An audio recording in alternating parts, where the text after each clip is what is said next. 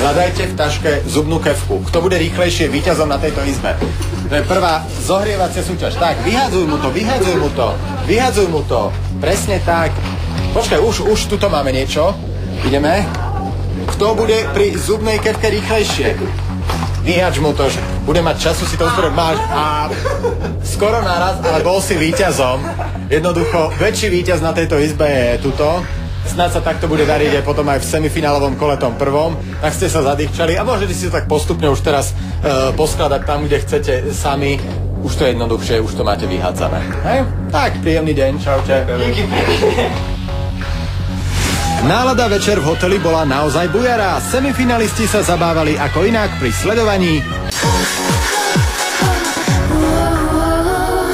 Tento týždeň sa chalani poctivo drbili texty, skúšali s kapelou a odpovedali aj na otázku, prečo by práve oni mali byť treťou slovenskou super. A keď postúpim, tak sa budete mať na čo tešiť.